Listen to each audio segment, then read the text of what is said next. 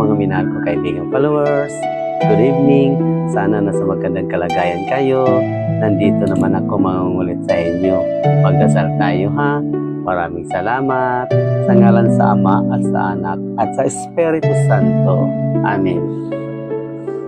Ama namin na banal na kapangyarihan sa lahat.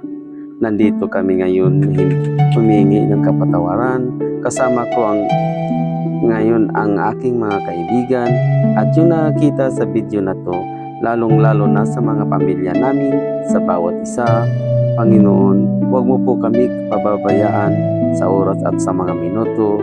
Lagi mo po kami gabayan.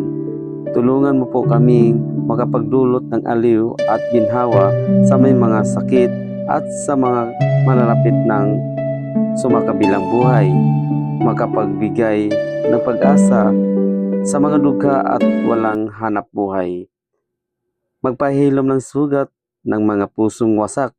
Magkiisa sa mga kilos ng mga inaapi at pati na din ang mga taong naliligaw sa landas.